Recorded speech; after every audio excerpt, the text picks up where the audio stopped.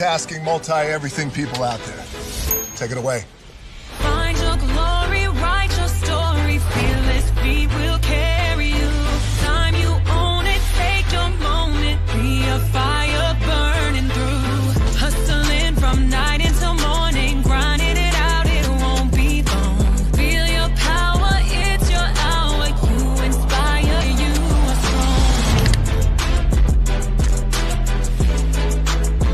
Enjoy your Zoa. No applause? You're all fired. Now that you've reached the stage in your life where quality television is important, Nubian TV is a black network that speaks to your lifestyle. Nubian TV is the world's first digital network devoted to the upscale and political lifestyles of black people. Nubian TV's programming includes politics, travel, fashion, food, automotive, arts and culture, civil rights, music, and more. Watch now on Amazon Fire TV, Roku, or watch globally at nubiantv.net. Nubian TV, it's what you want to watch.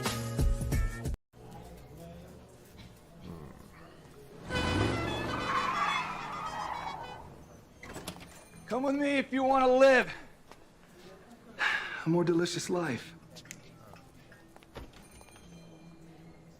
Well, maybe we should get in the van. In this world, we don't get to control much. The past, male pattern baldness. Leggies. Got one right now.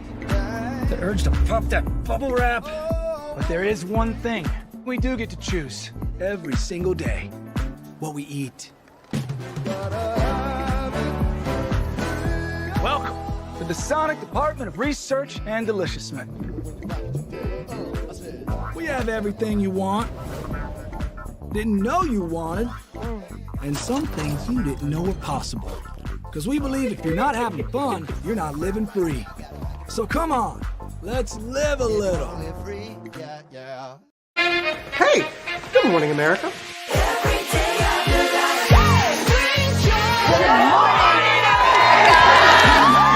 Good morning, America. Good morning, America. Good morning, America. Money!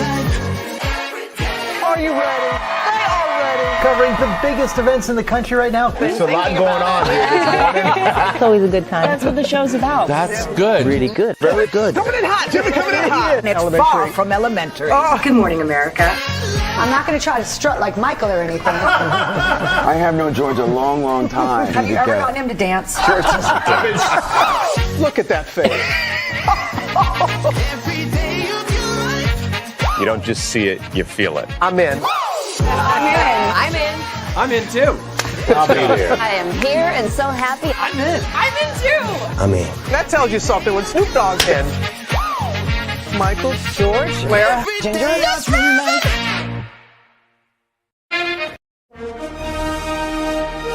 Prepare for a journey beyond imagination, beyond belief, beyond anything you've experienced before. Universal Epic Universe, a new theme park where you'll step through extraordinary portals to 5 immersive worlds. Prepare for a cosmic voyage of discovery, an isle of fire-breathing excitement, a shadowy world of monsters and mystery, new wonders in the wizarding world, and a new way to play.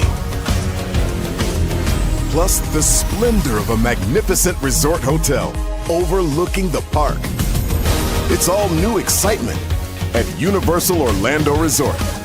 A week's worth of vacation thrills with 4 amazing theme parks, a variety of spectacular themed hotels, and incredible dining and entertainment.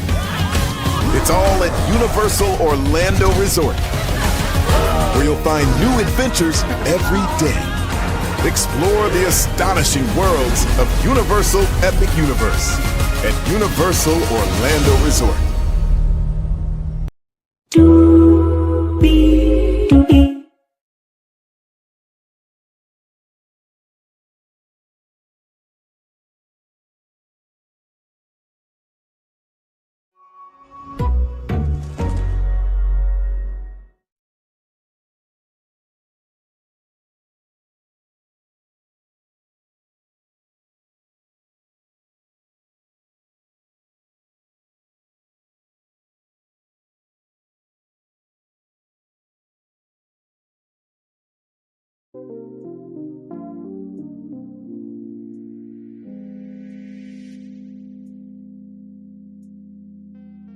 Well, hello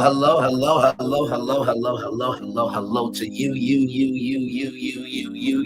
and you. Welcome into another edition of Braylon Lee's virtual tour live this morning. Glad to have all of you here in the building, y'all.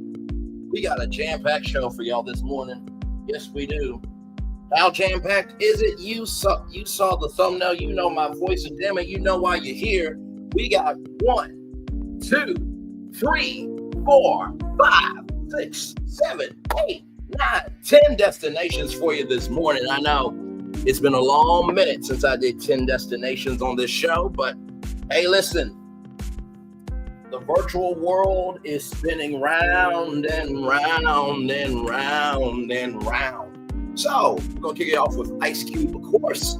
Y'all know the long battle that Ice Cube has been in to get another Friday movie going. Well, it is official. Another Friday movie is coming, but the question is, will anybody be watching? Because the key players are no longer here to be able to make this movie the movie it needs to be. And of course, there has been a lot of talk about how they would make it new, fresh, and exciting, but some people believe that classic should stay a classic. We'll talk about that.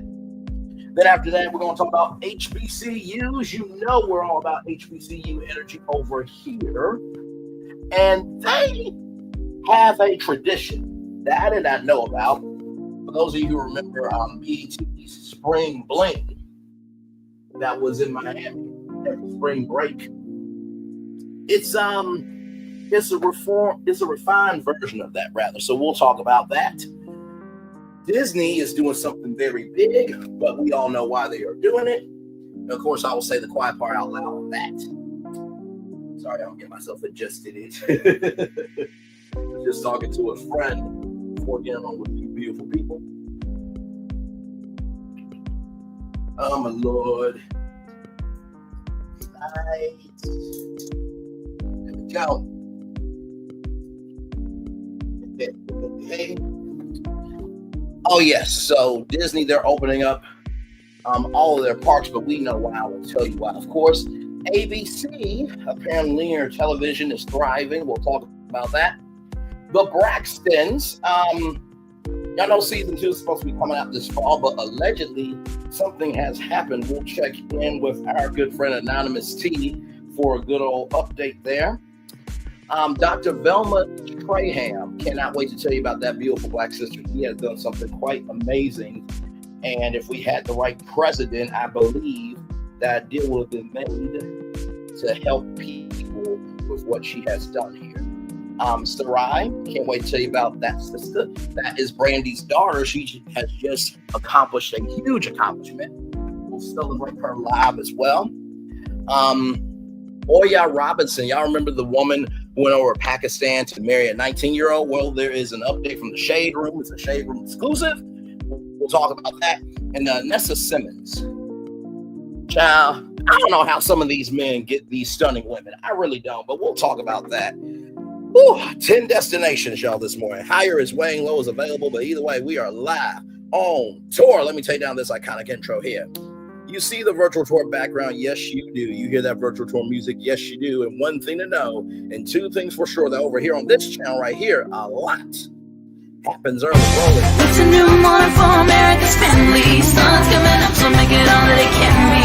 You know a lot happens early. I'm Harry Smith. I'm Julie Chen. I'm Maggie Rodriguez. Morning everywhere. Come on, get up. I'm Russ Mitchell. And I'm Dave Price. And it's a little early for this. Now this it's a new morning for America's family. Sun's coming up, so make it all that it can be. You know a lot happens early. Every day's good when you're starting it up right. But I'm waiting for you to daylight. And a lot happens early. Can you feel it? And I say, good morning, everybody. Are you girls ready for the Jonas Brothers? We have an early show exclusive. Yes. A lot happens early. A lot happens Early. The Early Show, weekday mornings on CBS.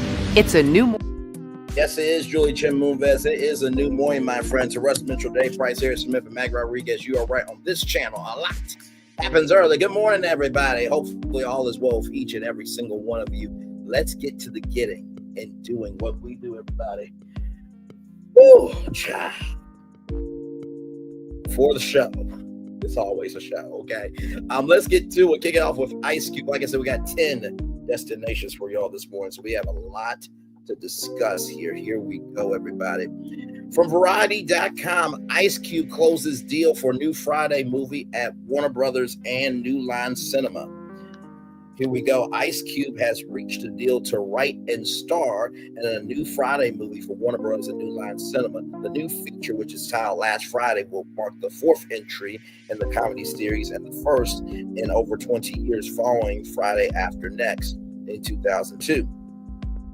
New Line President and Chief Creative Officer Richard Brenner shared that a deal had been reached with Ice Cube to develop last Friday in an interview with the Hollywood Reporter. Variety has confirmed the news. Ice Cube has been open about his plans to make another Friday movie. Let me turn on the music here. There we go. We are Gucci now. Ice Cube has been open about his plans to make another Friday movie, though his agreement to Warner to star and direct marks a significant development in the project. In June 2024, the rapper and actor shared that there was traction for Last Friday at the studio among its co-chief Michael DeLuca, speaking with Flavor Flav on his Sirius XM show Flavor of the Week. DeLuca and Pamela took over the studio's film division in 2022. They have new leadership. My man Mike DeLuca, who used to be at New Line when I first started, when I did the first Friday in Players Club and All About the Benjamins, Mike DeLuca was there. Ice Cube said at the time. Ice Cube starred in all 3 Friday entries: Friday in 1995, Next Friday in 2000, Friday After Next in 2002. He also co-wrote his first entry with DJ Pooh and has solo screenplay credits on the 2 sequels. All 3 Friday movies were developed at New Line, which was run by DeLuca at the time of the original trilogy's production. Warner Bros. Later went on to purchase New Line, giving Warner Brothers control of the Friday franchise rights. So first of all, congratulations to Ice Cube. So looking forward to the movie, but with John Witherspoon passing away and Tony Tisler, and there were some key players in that movie to make the movie that is. Of course, you can add new stars, but some people, they may not watch this. They just may not watch it. Because I think when a classic has become such a beloved classic where, listen, there are some black movies that are like comic book movies. Don't touch it. Okay, don't touch it, don't touch it, don't touch it, don't touch it, don't touch it, don't touch it, don't touch it. And I use comic book fans lovingly, of course, comic book fans, because y'all are the most meticulous group ever. If there is one color out place, hell, have no fear, like a comic book fan scorned. So I do hope that they recognize the history of the franchise. They recognize that some of the key players are not there, and they honor them in the script and on the sets and everything in between. It is a way to do it, but it's going to be very dicey. And we'll see what happens. You know what I mean? So there you go with Ice Cube. So congratulations. Ice Cube will be writing and starring in Last Friday. So no release date as of yet, but it should be coming out soon. Probably next year or the year after next, probably. All right. More Virtual Tour Live coming up right from this space right here right now. HBCU Beach Day faces permit denial. Organizers say that they were misled. It's historical for the Black community, organizer Tyree Jackson said. Our overall goal is just to bring everyone together and have a great time. Jacksonville, Florida, and this comes to us from First Coast News. Organizers of the 3rd annual HBCU Beach Day are responding to a warning from Jacksonville beach officials who have denied the event a permit and issued cease and desist letters.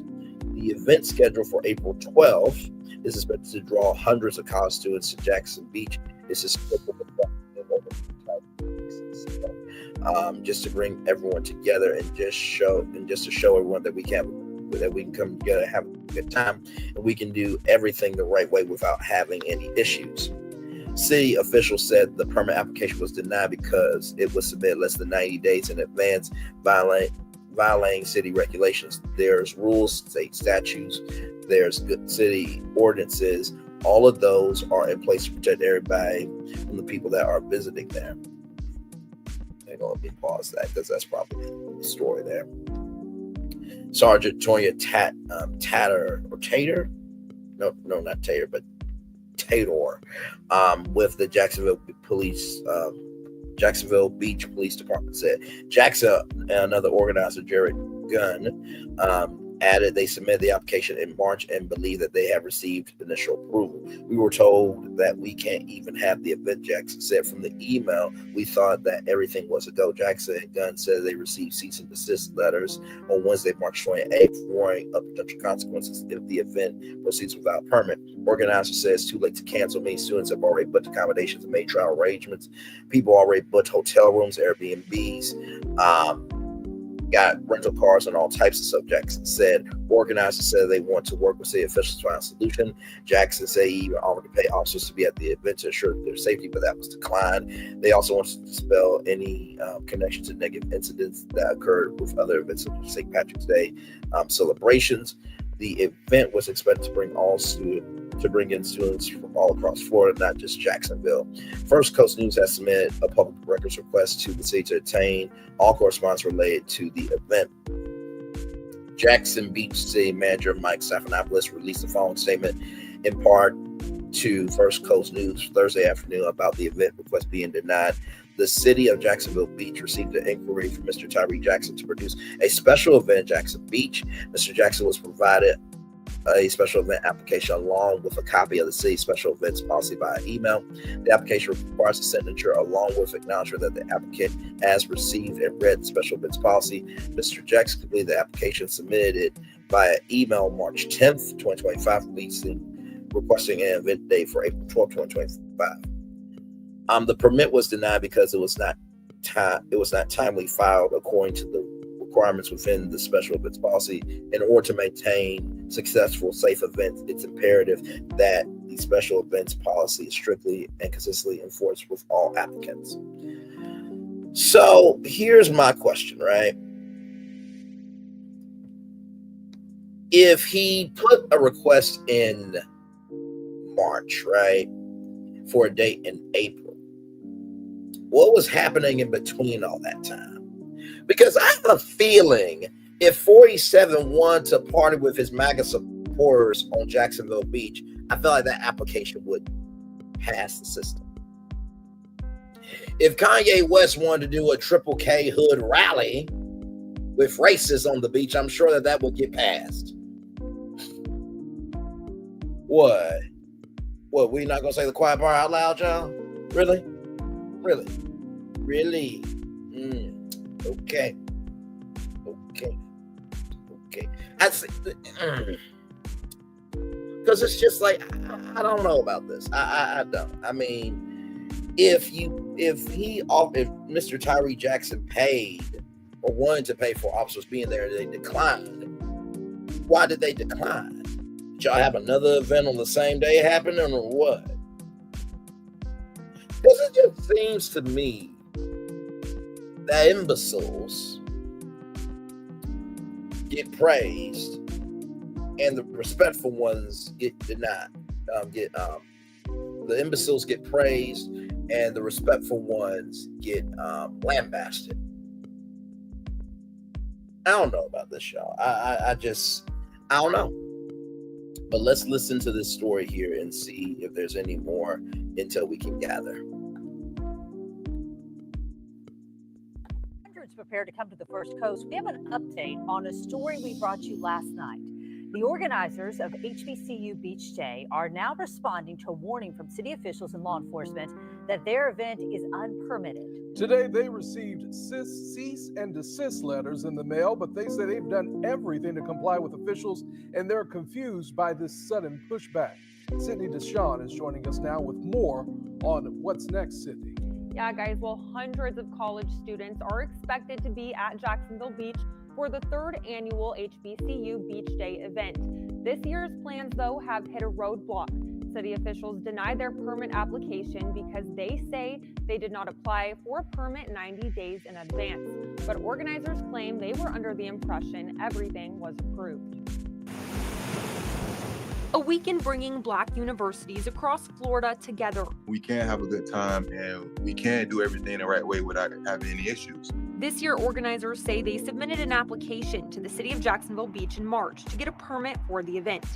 City officials and Jacksonville Beach Police confirming that application was denied because it was submitted late. There's rules, state statutes, there's city ordinances. All of those are in place to protect everybody, from the people that are visiting here to community. Police say organizers were notified verbally on the phone, and the city manager's office sent cease and desist letters on March 28th. But organizers say they were told differently over the phone and just received the letters Wednesday. We wasn't told that we can't even have the event. Like, that's what I'm saying. Like, from the email, we thought that everything was a go. Organizers say it's now too late to cancel, which is scheduled for April 12th. People still gonna come. People already booked hotel rooms, Airbnbs, got rental cars, and all type of stuff.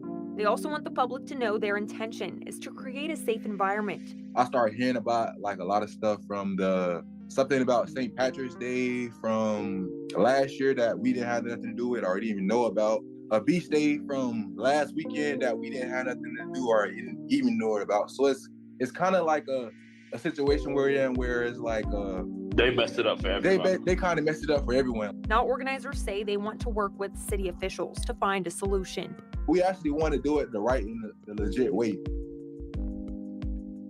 Now, I did submit a public records request to the city to obtain all of the correspondence between everyone involved. We will continue to follow this and bring you updates as we get new information. Sydney Deshawn, First Coast News, on your side. Thank you, Sydney Deshawn, for that. Like I said, I think that there can be a solution for this. I mean, even if you say, hey guys, listen, we will give you 4 hours on the beach. Once those 4 hours are up, they're up. So actually, no, you have to. So I think this is what should happen. Give them 3 hours on the beach and then an hour and 30 minutes for cleanup. That should be more than enough time for everybody to have a good time.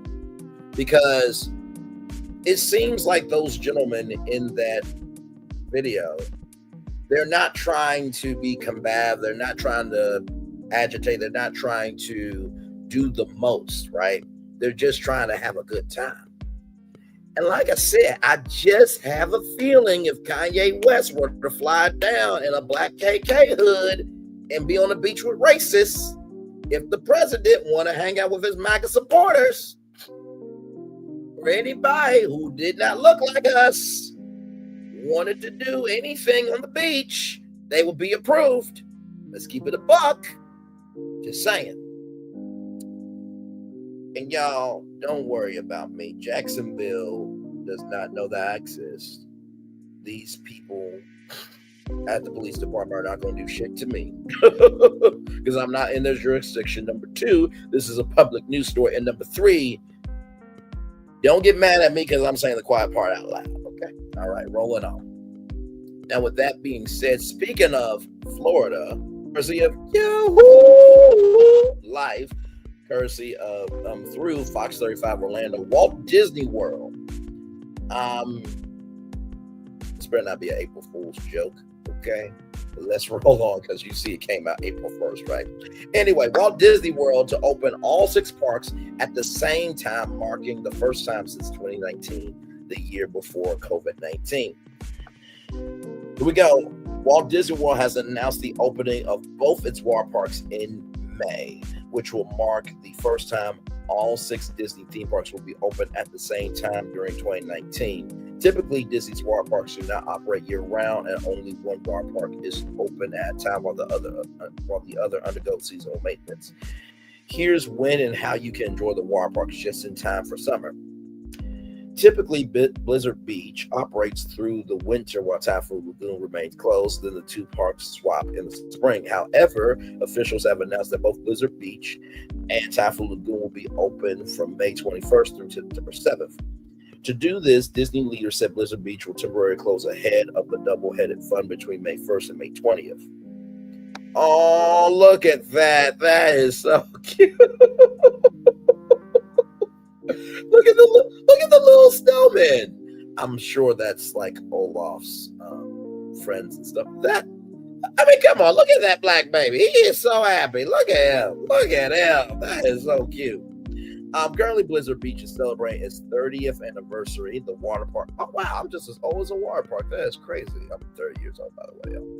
The water park has been offering additional features such as themed dance parties, meet and greet opportunities with popular Disney characters dressed in winter attire, games, temporary tattoos, specialty merchandise, and more. As Typhoon Lagoon returns, so will H2O Glow After Hours. So for those of you who don't know what H2 Glow After Hours are, let me pull that up for y'all.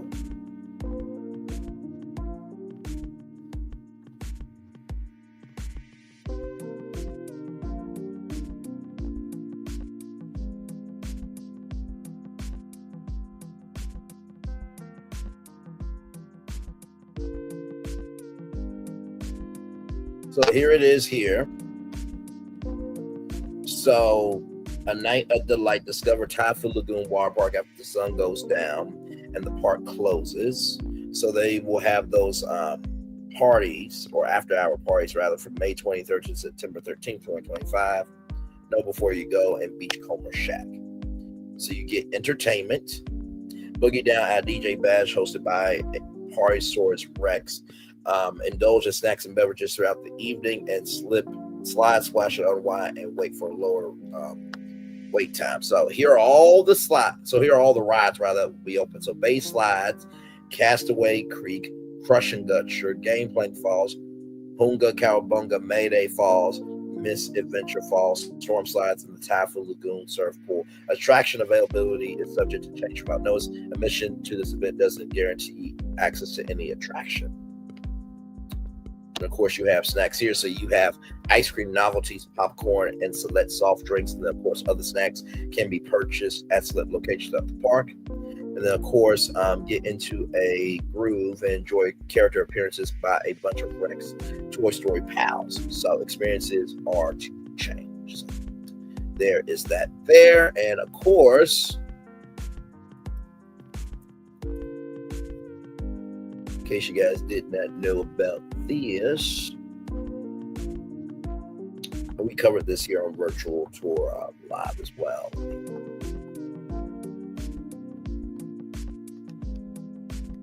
me get this up here.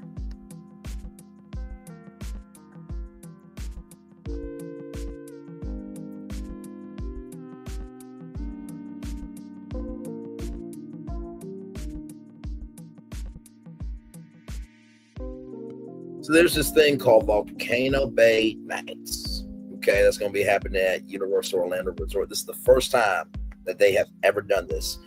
So they will be doing it April 12th, 26th, and the 26th, May 3rd, 10th, and 17th from 7 to 10 p.m. So right here, you get shorter wait time on 10 select attractions, Beach Bash with live DJ, games, activities for the whole family, specialty-themed Island Tree, Streamworks, characters, meet and greets, and complimentary Coca-Cola Freestyle Super Nerd Cup. So that's $99. It came out to like $100 and some change. So if you're wondering why, they're doing this, it's because those H2 Glow nights have been really working out for Disney. And so Volcano Bay is like, hold up, shorty, hold up, ish. Hold up, shorty, hold up, ish. Hold up, shorty, hold up, ish. we want to be a part of it too. So here is what are Disney's two water parks. The backstory: Disney's two water parks are Blizzard Beach and Typhoon Lagoon. Typhoon Lagoon first opened on June 1st, 1989. The water park is home to one of the world's largest outdoor wave pools. It is themed after the Disney legend of a typhoon that wreaked havoc upon a formerly pristine tropical paradise. It features water slides, a surf pool, a lazy river, and more. Blizzard Beach first opened 30 years ago today on April 1st, 1995.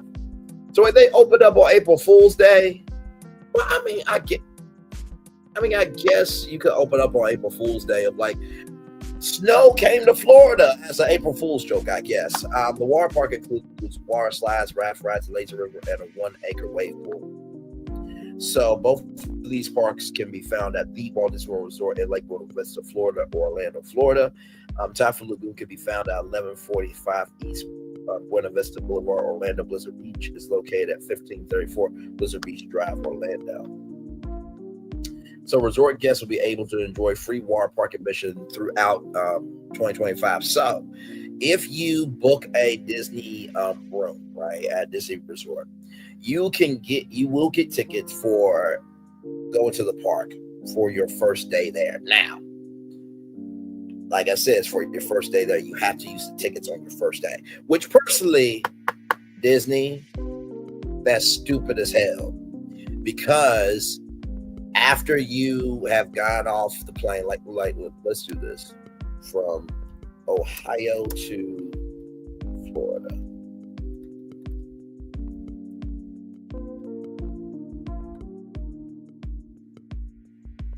So here it is here. So from Akron, so Cleveland, Canton Airport, 2 hours and 14 minutes. After I have been on a flight, non-stop flight, that is, for 2 hours and 14 minutes, then I got to go get my rental car and drive to the hotel, unpack this down there, because y'all don't do Magical Express anymore. Although it seems like it may be coming back through Southwest Airline for the Pop Century Resort. Yes, that's true. That story is real. But after all that, I'm not going to go like, gee, you know what? I just got off a 2 hour, 14-minute flight. I want to go swimming. No. But also too, it feels like you can stagger the tickets, because if you check in for one hotel, but then you check into one hotel for like 2 days, and then you go to another hotel for the last 3 days, then you can get tickets for that hotel that you checked in at for those 2 days, and then another pair of tickets for the next hotel. You can stagger it. So both water parks offer several ticket options, including a 1-day water park pass, park hopper plus option, and a water park and sports option. So there you go. So it looks like that is the real deal there.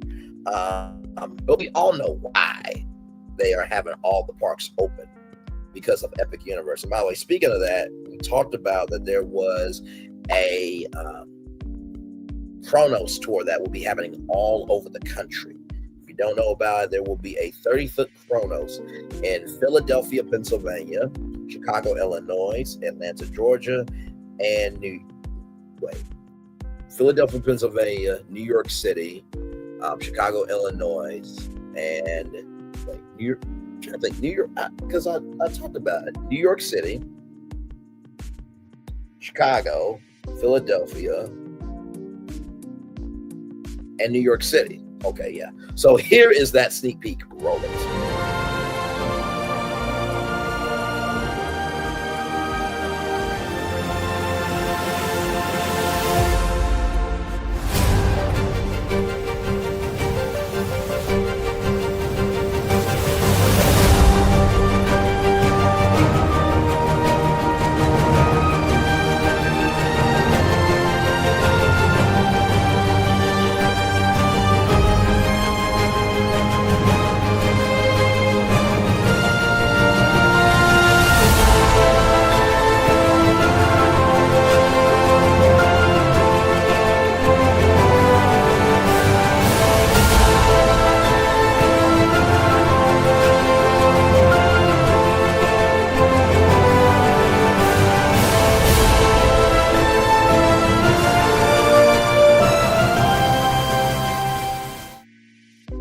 So if you are in any one of those cities during those dates, please go. It will be a replica of the Chronos. Now, of course, that swirl of light, that was all an LED screen. Okay, so there will be images and video from all 5 portals in that LED screen, which is going to be so cool. And not to mention too, it's going to be a spectacular light show as well. So I'm sure all the content creators, theme park content creators, will be taking trips to see if there's any new development, any new videos or pictures that they can bring back to us, of course. And then you also have the chance to enter a contest to go to Universal Orlando Resort as well. So that is going to be so cool. All right, y'all. More Brain Lee's Virtual Tour Live coming up right from the space right here, right now. So this came out a day ago from the Wall Street Journal, but of course, you got to pay. So I had to. So this comes to us from Level Up Magazine, which I think Sierra and Level Up Magazine should team up. You know what I mean? Have Sierra be the creative director. I'm just saying. Anyway, the new Pepsi challenge, saving Pepsi from years of decline. I had no idea. For decades, Pepsi has been one of the most recognizable brands in the world, a symbol for youth rebellion, pop culture. Also, Black people saved Pepsi. Yes, indeed. Y'all know that white brother. I think his name is George. I think he has a video and he talks about how Black people saved Pepsi. By the way, shout out to George. He has been doing the good work. He's always invited to the cookout. It has bowed for market share, fought legendary ad awards, and been endorsed by the biggest celebrities. However, despite its strong legacy, the brand has struggled to maintain its dominance in recent years. Sales have been slipping, consumer preferences are shifting, and its identity is being questioned. The new challenge for Pepsi is no longer about being its competitors. It's about saving itself from an identity crisis and years of decline. The legacy of Pepsi and the rise of its struggles.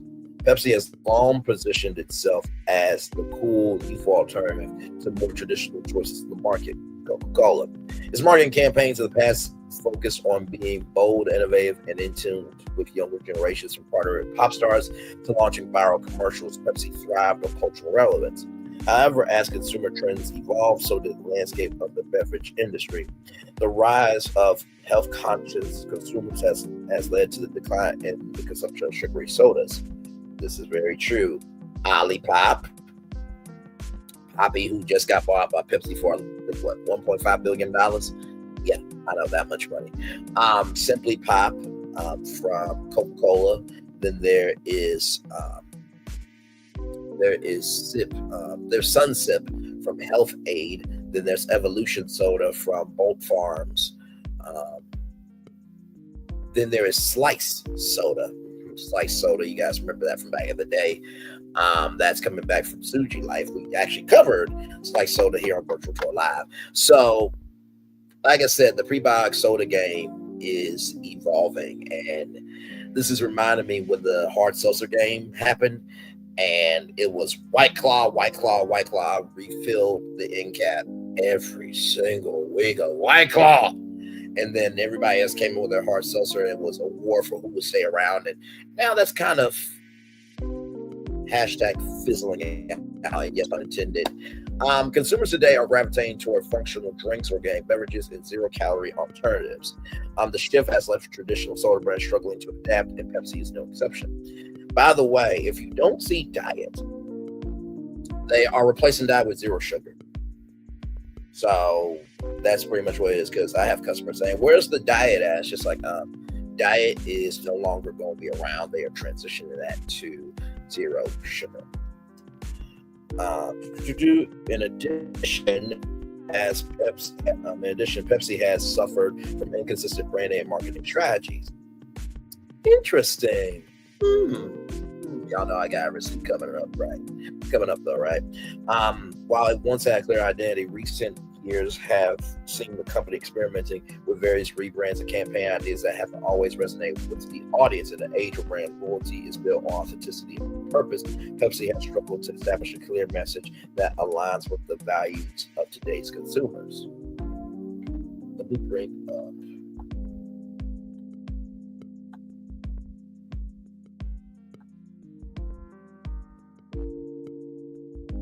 this. Hey, grab me one too.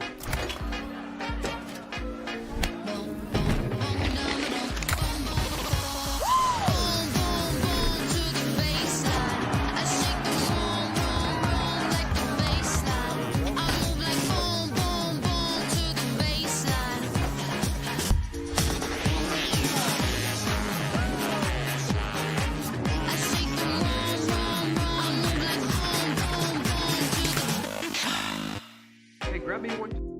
y'all saw that branding, right? You saw, Pepsi being a part of people's, lives, from sporting events to, watch parties, this, that, and the third. But they had a brand, right? They had a brand. I want to show y'all that now.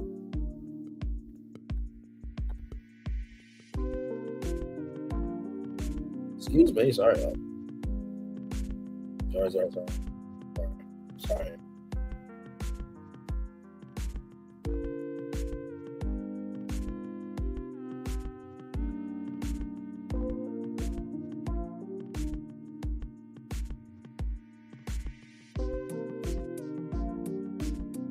So they had this. So I want to roll that for you guys now.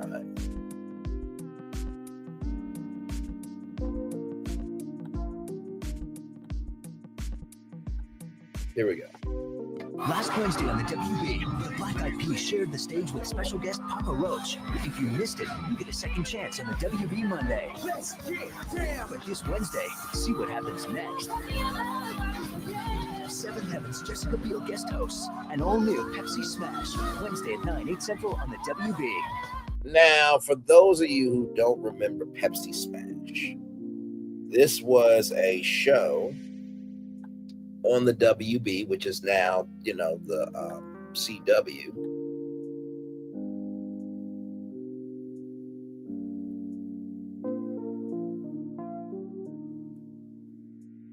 Let me get this up here. Like I said, it's important to know history. It's important to know history here. So this was for 2 seasons. 14 episodes. It says right here, just like last season, a Hollywood studio will become home to a major concert each week for broadcast on Pepsi Smash. So this was a way for Pepsi to get into the music world, because y'all know that Coca-Cola has always been a part of music. I mean, hell, it was to the point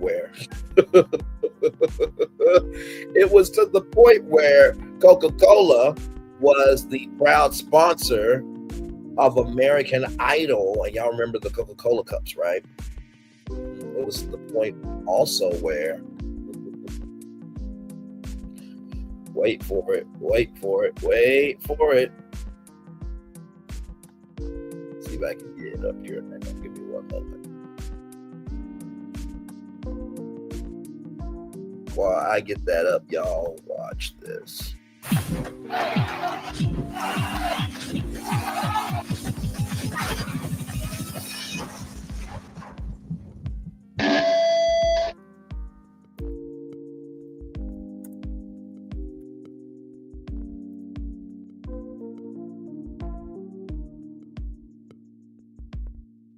So let me show y'all this. Now, this was in the early days of Idol. Now, Idol now has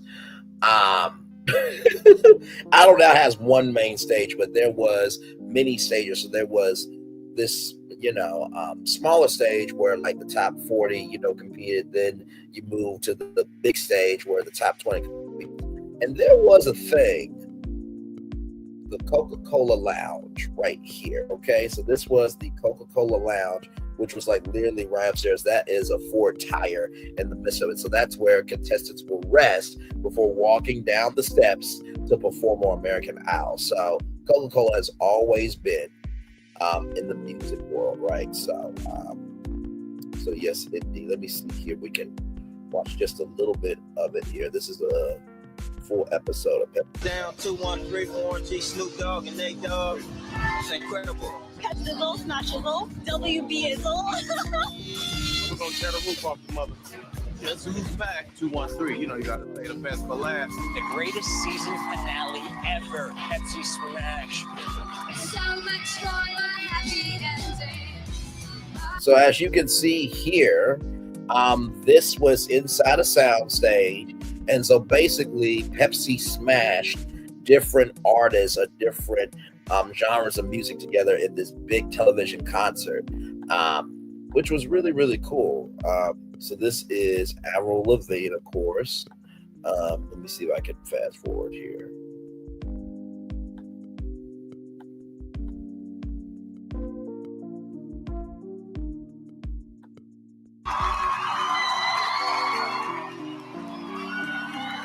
Thank you.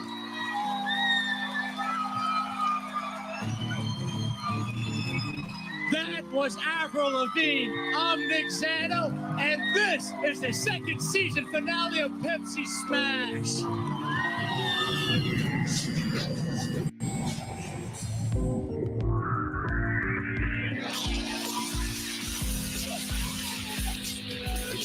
Tonight on Smash, Jessica Simpson, 213 featuring Snoop Dogg, Warren G, and Nate Dogg. Avril Lavigne, Seether featuring Amy Lee of Evanescence, Mario Winans, and Rachel Perry takes the Smashmobile to Colorado for an exclusive tour performance by John Mayer. With your host, Nick Zano, this is Pepsi Smash. And there it is. Smash! This is our last show of the season, and let it be known we are definitely going out on a high note. Now, Avril will be back later, but right now, to keep our ultimate rap party going, here's a man from one of music's most spiritually uplifting families. He's made his own name with his brilliant Bad Boy album, Hurt No More. To perform his soulful Enya-inspired smash, I Don't Want to Know. This is Mario Winans featuring Lou. So that's how the show, was, right? So shout out to Killer Time Classics. I'm actually going to subscribe live right now. I like that for that piece of history there. So like I said, Pepsi has always been in the culture, of the culture, and by the culture, right? But let's get back to our article here. The rebranding effort. Can Pepsi revive its image? To combat declining relevance, Pepsi has made multiple efforts to reinvent itself. The company has focused on bringing back a nostalgic appeal while trying to modernize its brand at the same time. However, these moves have had mixed results. While some nostalgia-driven campaigns have gained traction, they have not been enough to create long-term growth. One of the major challenges Pepsi faces is redefining its core identity. Consumers today want more than just a drink. They seek a brand with values, purpose, and emotional connection. Pepsi's past marketing, relied heavily on celebrities, but in today's market, that's not always enough. Successful brands today engage deeply with their audience, standing for social issues, sustainability, and authenticity.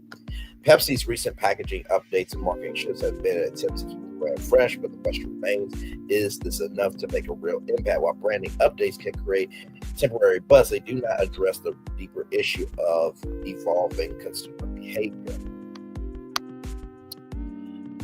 And consumer shift in practices, the health factor. One of the most significant reasons for Pepsi's decline is the growing awareness of health and wellness. More consumers are avoiding sugary drinks, opting instead for healthier alternatives like flavored water, sparkling ice. One of the big dominant leaders in the flavored water game, natural energy drinks, and plant-based beverages. Pepsi has attempted to address the shift by expanding its portfolio to include lower sugar and diet options. However, these efforts have not been aggressive enough to counteract the overall decline in soda consumption. The challenge for Pepsi is not just in offering alternatives, but changing public perception. Many consumers still associate the brand with sugary, high-calorie sodas, despite its efforts to introduce better-for-you options. To truly win back consumers, Pepsi needs to go beyond product expansion and invest in educating its audience about its healthier innovations. The marketing challenge, staying relevant in a digital age. Marketing has evolved drastically in the past decade. While traditional advertisements still play a role, our consumers engage more with brands through digital platforms, influencer collaborations, and interactive experiences. Pepsi has attempted to keep up with these trends, launching social media campaigns and interactive experiences. However, its execution has not always been as effective as expected. In today's era, viral moments are crucial, but they must feel genuine. Consumers are quick to call out marketing that feels forced or authentic. Pepsi's challenge is to find a way to create campaigns that not only grab attention, but also align with the values and the interests of its audience.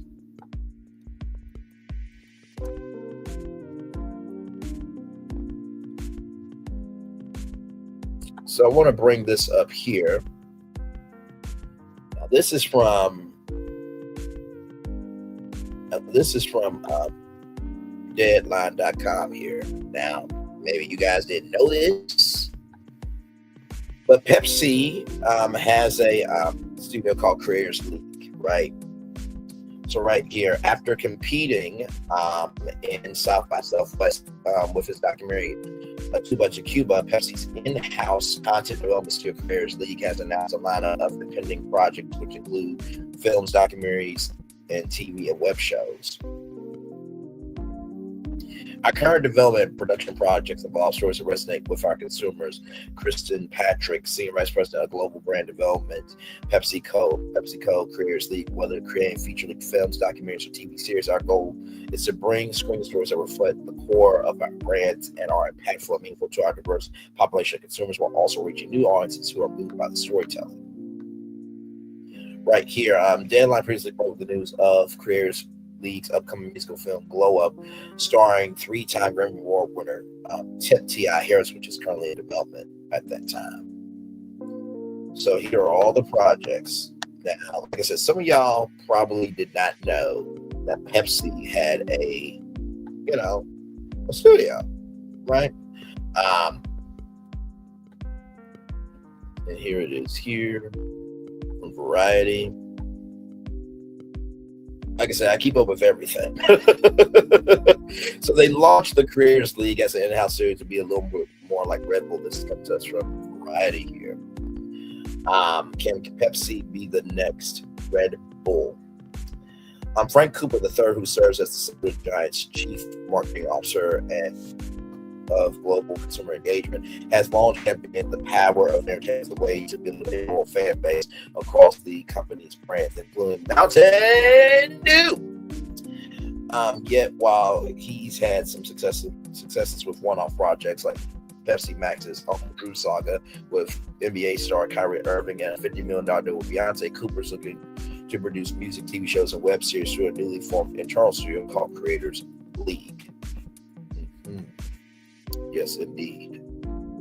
The overall goal is really about pushing the boundaries for content creation, monetization, and distribution. Cooper says we're thinking about new ways to create revenue streams and owning intellectual property. Is what Red Bull has done so well for its own brand, producing everything from short films for the web to full-length documentaries that hype up an adventurous lifestyle over the sale of its energy drinks. In each case, it's building a massive slate of content. It can distribute through its own digital pipelines and promote through its Red Bull magazine and other promotional platforms. Red Bull has been really smart at being the pioneers. Cooper says, why rent when you can own?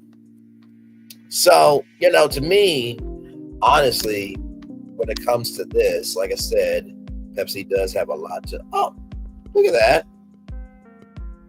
By the way, shout out to that. That is a period disc that you can, put inside, and that, helps for women's periods and also menstrual cycles as well. So shout out to that. That's awesome. We always love promoting women-owned businesses and Black-owned businesses as well. So yeah, just wanted to show that to you guys that Pepsi has been trying to rebrand itself for quite a while. What's next for Pepsi? To truly turn things around, Pepsi needs a comprehensive strategy that goes beyond temporary fixes. The long-term vision for the brand should focus on the following key areas. 1, a clear brand identity. Pepsi must redefine its core message. Instead of chasing trends, it should establish a solid brand identity that aligns with the values of our consumers, whether it's health-conscious choices, sustainability, or a stronger cultural movement. Pepsi needs a purpose that resonates. Number 2, a healthier product lineup. While Pepsi has introduced diet and zero sugar options, it needs to innovate further in the beverage space. Functional drinks, energy-boosting beverages, and wellness-focused options that can help reposition Pepsi as a brand that caters to the new generation. Authentic marketing and digital engagement. The brand needs to move beyond traditional celebrity endorsements and focus on authentic connections, collaborating with social causes, engaging in grassroots communities, and using digital platforms that can help rebuild Pepsi's cultural relevance. Sustainability and ethical branding. Consumers today care about sustainability. Pepsi's future success could depend on how well it embraces eco-friendly practices, from packaging innovations to carbon footprint reduction. The new Pepsi challenge will succeed. Pepsi's biggest challenge isn't just about increasing sales. It's about rebuilding its brand in a world where consumers demand more from the companies they support. The old Pepsi challenge was about taste tests, but the new Pepsi challenge is about proving its relevance, purpose, and commitment to the changing world. Pepsi can successfully adapt to these shifts without losing sight of its core essence. It has a chance to reclaim its place as a dominant force in the in the industry. But if it continues with short-term marketing gimmicks and inconsistent messaging, it risks fading into further obscurity. The future of Pepsi depends on its ability to take bold steps, not just in branding, but in action. The world is changing, and Pepsi wants to remain part of it, and must rise to the challenge now more than ever. I fully agree with this. I think that what they should do, and I've been playing around with this Friday Night Live TV show idea in my head. I think bringing back Pepsi Smash as Pepsi Smash Friday Night Live on Fox would be a huge thing, for one. Number two, you're probably thinking, Bray, Pepsi Smash was obscure back in the day. I remember Pepsi Smash. There are other people who remember Pepsi Smash. Nostalgia is huge, and there was a term coined called nostalgia.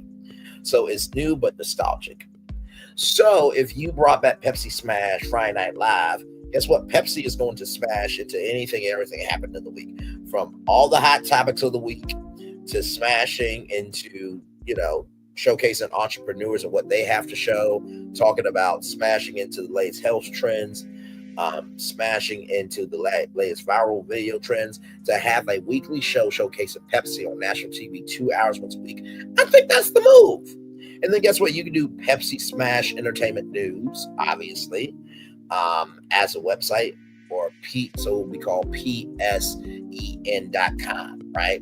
And you can hire entertainment journalists, and you can have Pepsi Smash be entertainment news magazine. Like, there's ways to make Pepsi Pepsi. Now, of course, I'm not saying that I should be the person in charge of the Pepsi Smash media group, but I'm also available, Pepsi, okay? Yes, indeed. There. And speaking of television, let's talk about some TV, shall we? This article came out from Variety.com. Disney's Craig Elwich on broadcast TV's resurgence, fates of Dr. Ozzy and The Bachelor, and which ratings matter most. Exclusive. Here we go.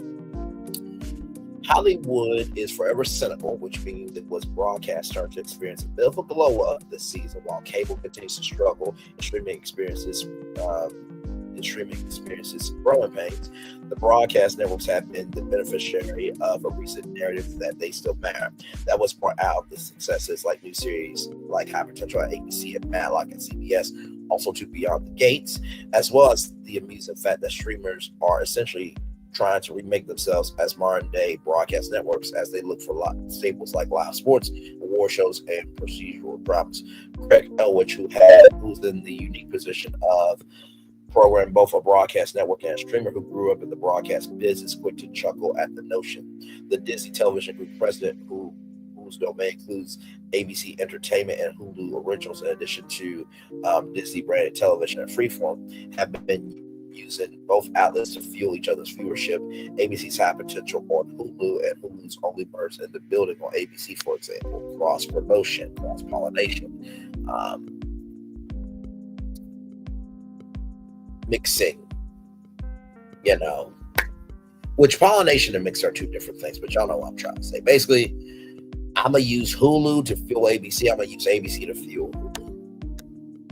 Broadcast never went away for us, he tells Variety. And only I keep having people come up and tell me their kids are watching The Rookie, and The Rookie is in season 7. They're starring on episode 1. Earlier today, ABC revealed most of its remaining pickups for fall, besides previously announced returns of Abbott Elementary High Potential, along with Newbie 911 Nashville will be back. Will be 911 Grey's Anatomy, The Rookie, shifting gears, and Will Trent. ABC still needs to make a decision on Dr. Ozzy, as well as several unscripted entries.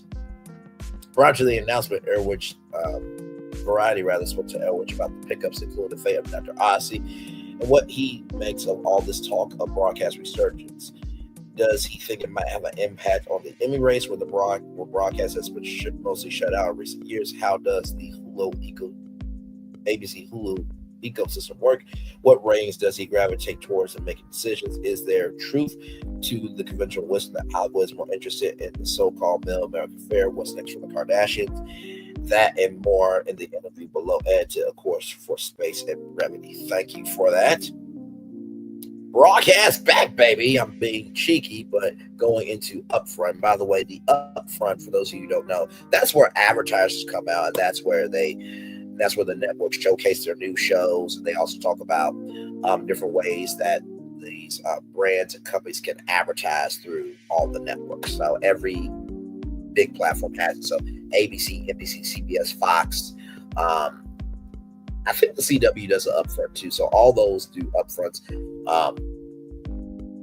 Netflix does an upfront. Hulu does an upfront, but that's more tied to Disney. Max does an upfront, but that's Warner Bros. Discovery. I forgot Warner Bros. Discovery does an upfront as well. Paramount Plus is with Paramount, obviously. So those upfront. So if you see like this show was announced upfront, that's what upfront is.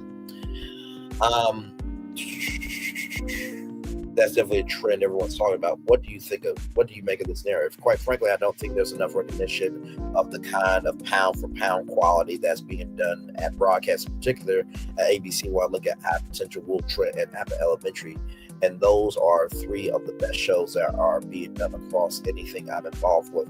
And I would say, as well as anything on television, with each of these shows now getting into years 2, 3, and 4, they're just getting richer. I just saw an episode of Will Trent that was essentially a musical episode that just blew me away. We're always been enthusiastically in the broadcast business. I think about it. The way I think about it is that the broadcast windows have expanded. There's the broadcast experience and the kind of shows that thrive there. But now there's another window, and a very important window and vibrant one for those shows on Hulu. That's a window that is preferred avenue for watching for many people. When we look at the data, we're seeing probably 2/3. There we go. We're seeing 2/3. Yeah, we're probably seeing 2/3 of viewing of The Rookie since it's been on. It has been in the last 2 years. So new generations of discovery shows like that, Grey's Anatomy, we need our next generation of 100, 200, 300 episode libraries of television shows. Is it okay that viewers might not necessarily see those shows at ABC's shows? Maybe they'll see the best Hulu shows, and in some cases Netflix shows. What's important is that people love those shows regardless of where they're watching them. A lot of people are tuning into the ABC station on a nightly basis to still watch those shows. That is still a time-honored tradition for a very large group of people, and we embrace that. Then there are some people where the brand is slightly more disaggregated, that they attribute the quality to those shows to Hulu, which we benefit from mildly, and that's okay. Streamers seem to be taking pages from the broadcast playbook and doing live events, more procedurals. Uncle Horace a joke in recent days that streamers have rediscovered broadcast TV. What's your take on that? I'm amused by it just because broadcast TV never went out of vogue at our company. We've always been known the power. We've always known the power. But I mean, think about how Ella Pompeo has been in people's homes for 20-something odd years. They have grown up with her. That's an incredible bond that a show can have with its audience. We've been the beneficiaries of it. We've been the architect of it. So I'm not surprised that others see what we've been able to accomplish and are setting their sights on that. If that's the case, leave Good Morning America in Times Square. Leave live in their studio. Tamara Hall should have never had to leave. The View should never have to leave their studio. You know what should have happened with the Robert Iger building? That should just be, hey, y'all, we're going to keep all of our studios because we understand the magnitude of a connection with our broadcast audience, but this is going to be the home of our digital content. So guess what? Now you can do live programming for Disney Plus, for Hulu, for ESPN Plus. But no, y'all think y'all know every fucking damn thing at ABC and Disney. Okay, now that I got that out of my system, let's get back to regularly scheduled programming. You talk about how building a library. Y'all listen. The times that I go off and say what needs to be said from my point of view is really my passion for this industry. Media has never judged me. It has allowed me to explore, and it has allowed me to experiment. And for that, that's why I am so passionate about it. I think that with broadcasting in today's world, it's more about modernization than imagination. And I think imagination still matters to broadcast, because guess what? If there's nothing creatively interesting to see on TV, then why broadcast it? Let's keep it in a buck. You talk about how building a library is still very important for that, and broadcast is still the only place doing 22 episodes. Do you think Hulu will ever do a 22 episode series, or does that not make sense economically in the streaming universe? We could absolutely do that.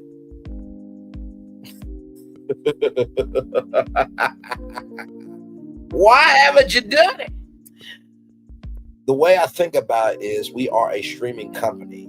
We have the very distinct advantage of bringing to market certain types of shows to ABC first. And that's a great way to market them. So in a weird way, The Rookie High Potential are Hulu shows. We're just premiering them 3 hours earlier on ABC.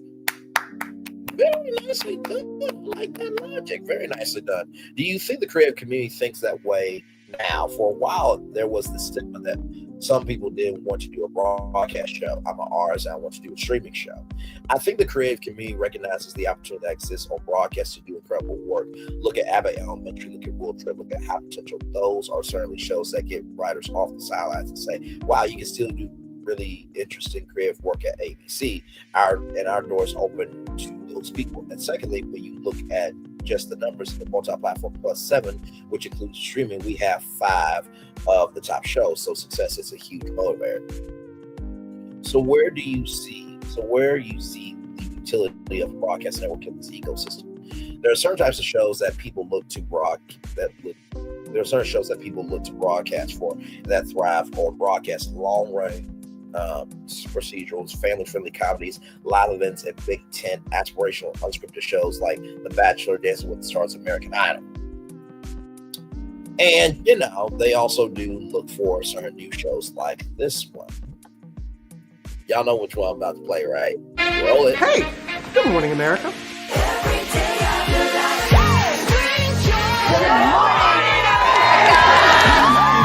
Good morning, America. Good morning, America. Good morning, America. Money. Are you ready?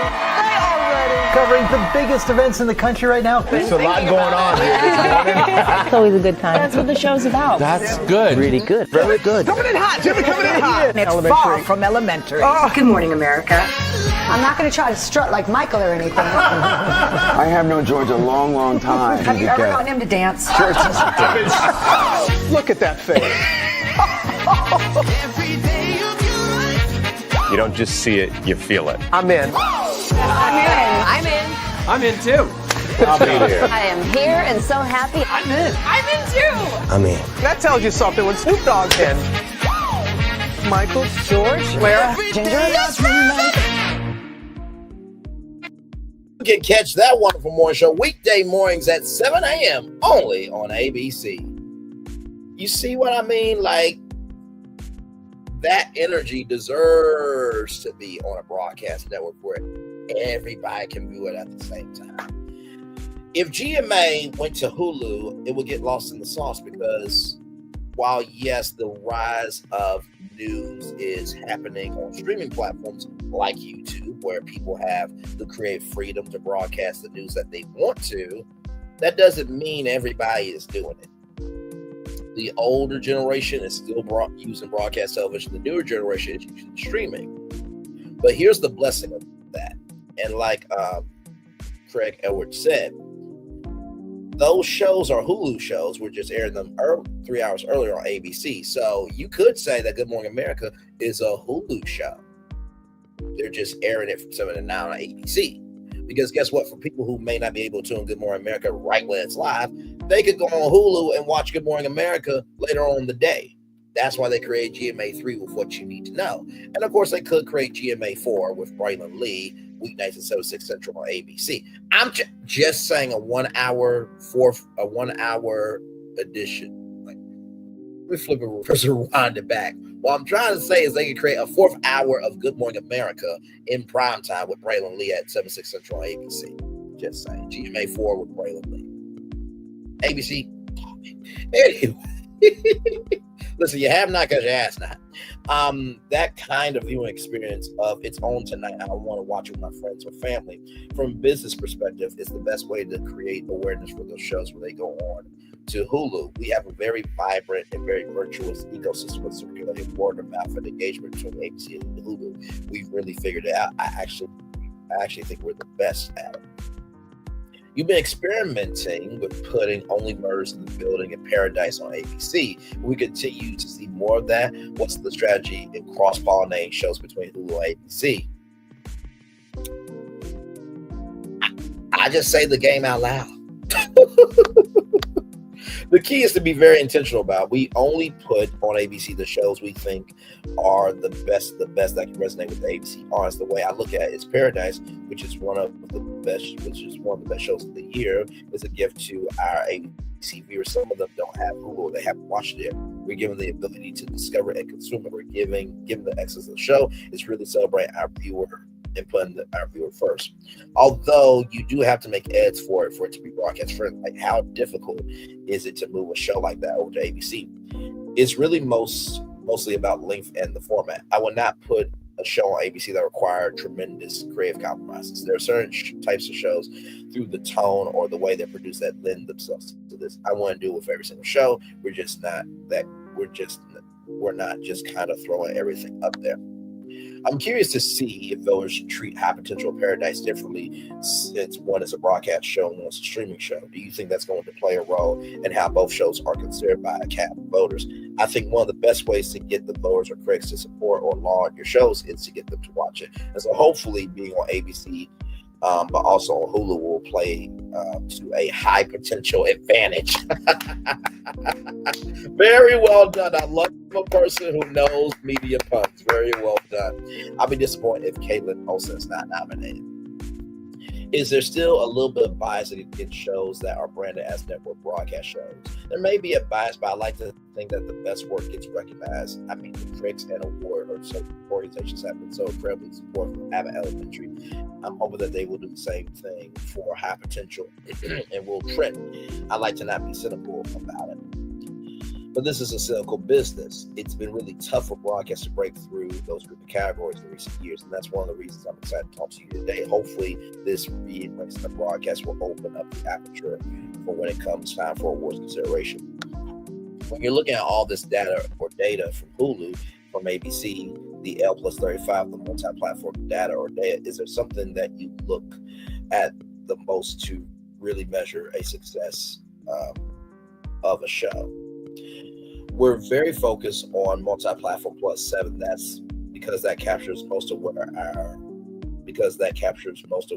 we can capture our viewers, what's measurable on broadcast as well as our own platforms. I always look at how much of a show is watching. We have 10 episodes. Do people watch all 10 of them? If we have 20 episodes, do people watch almost all 20 of them? Are they really coming back week to week? Business is a really important metric because that speaks toward the quality of the show and its ability to inspire and retain an audience. Let's talk about some of the pickups. Shifting Gears was on the bubble, but they have opened up big, but then slid down after that. How did it score for the renewal? What were you looking for?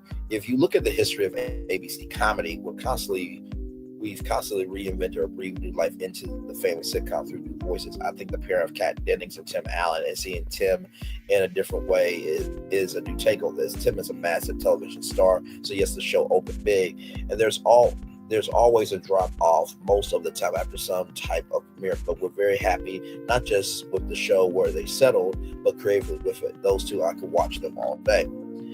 This still gives you only 2 sitcoms on ABC. What's the goal for comedy on the network? Family comedy is ingrained into the DNA of ABC. We're very bullish on it, and we will continue to develop new shows. Anything in the hopper that's close to pick up, we have an active and exciting development slate, but I don't have anything to share right now. Because, of course, a rising tide lifts all boats, but the tide can only rise if the tide is moving. You haven't made a decision yet on the fate of Dr. Ossey. What are you going to be looking for in the coming weeks? We love Dr. Ossey. We're still having creative conversations about the show with Ryan and evaluating. Ryan is very busy. He's working a ton with us right now. 911, which continues to be one of the number one shows on television. We just gave an expanded order to 911 Nashville. We have Chris O'Donnell, and that, I think, is really a unique setting for our flagship franchise. We also just launched Mid-Century Modern. So, as he should be, he's quite busy doing excellent work for us. Ultimately, we're going to take our lead from Ryan about what the next chapter of Dr. Ossey looks like. but we're having creative conversation about right now. He's an amazing partner. What else are you looking at priority-wise with Ryan? It's been announced, but for Ryan Murphy, Kim Kardashian, Glenn Close, Naomi Watts, and DC National Law Show, the likes of which you've never seen, is coming to Hulu. It is something that has our focus of our entire organization. I think people are going to be blown away when they see it. Okay, then. Niecy Nash coming back through ABC. I'm excited about that. As y'all know, Niecy Nash was Simone Clark of the Rookie Feds, which I wish that show was still on. But shout out to the executive producers that they want the Rookie Feds cast to still be a part of the Rookie franchise. So shout out to that for sure. ABC has no pilots in contention this season. That means so far 911 Nashville is your only new show for fall. Will there be more? What are you looking at now strategically for how many new shows to announce for ABC? For years, we have been in a year-round cycle of development. We've had tremendous success launching shows in January and mid-season, and we'll continue to look at that as an opportunity. This notion that we have to launch every single pilot ready for fall launch is not something we pay a ton. It's not something we pay a ton of heat to. We have some things I'm excited about, but it's too early to discuss. Do you think you'll be announcing more coming May? Y'all know I gotta do it. Y'all know I gotta do it. Y'all know I gotta do it.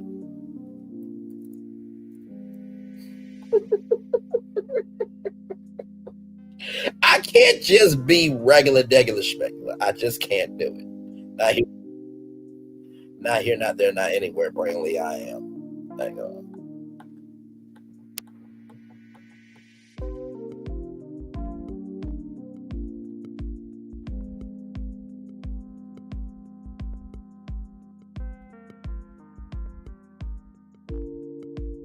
Justin, what do you have to say about ABC bringing shows in May? It's gonna be May. It's gonna be May. It's gonna be May. It's gonna be May. It's gonna be May. It's gonna be May. It's gonna be May. It's gonna be May. It's gonna be May. It's gonna be May.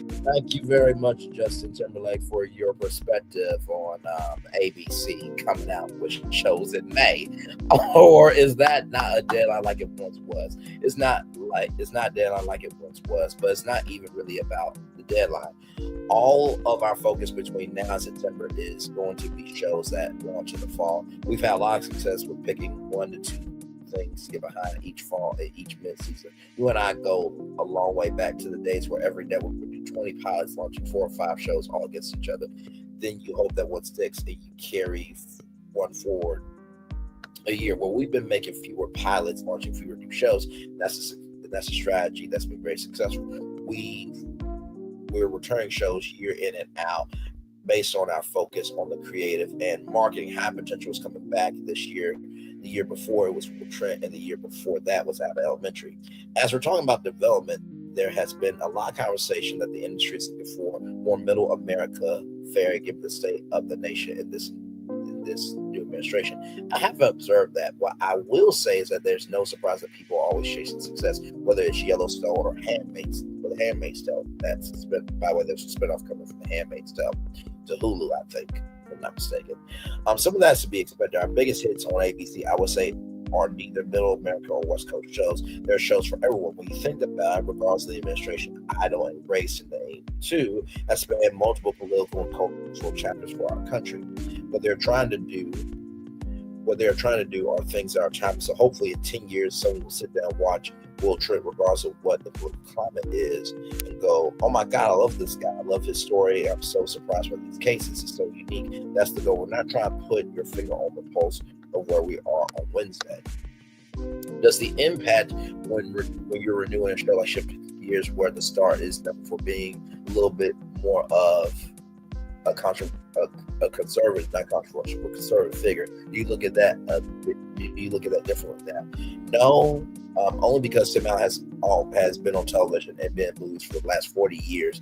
He's always had incredibly unique point of view that has really been entertaining, but also really funny and welcoming. He and Kat Dennings have incredible magical chemistry together. That's what we're talking about. That's what we look at. I think that's what people like about the show.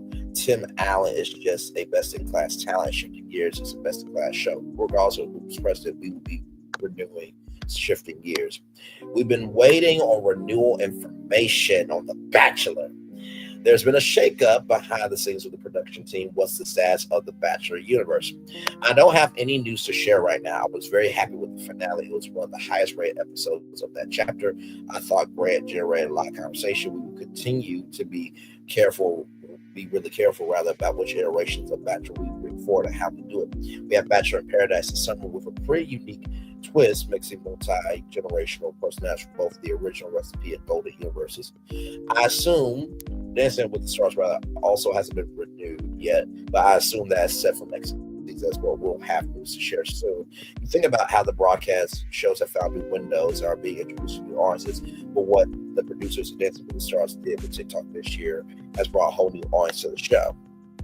Fox just renewed its lineup of Disney-owned animated series in a big 4-year deal, and those shows have a secondary home on Hulu, and there have been scuttlebutt that maybe ABC or Hulu would bring those shows in-house for its first run.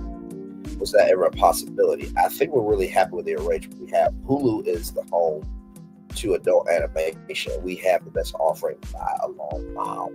The Simpsons, Family Guy passing out new seasons of Futurama and passing out new seasons of King of the Hill. I think people are going to love King of the Hill. It's so perfect for our times without trying too hard. You'll see Hank Hill in a whole new way.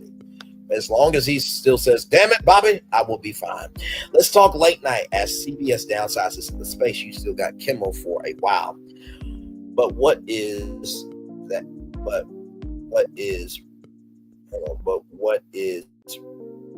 I'm confused, but what is your long-term take on late night? What do you think ABC might do once Kimmel steps down? Are we seeing the slow end of these franchises?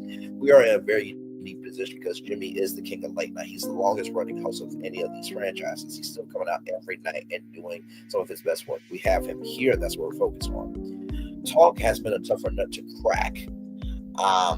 Do you think Hulu might try again? I will never preclude anything. It's always about the right time and talent.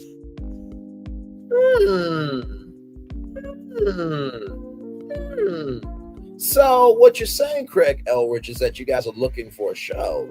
So do you guys think that Brainley's Virtual Tour Live could be a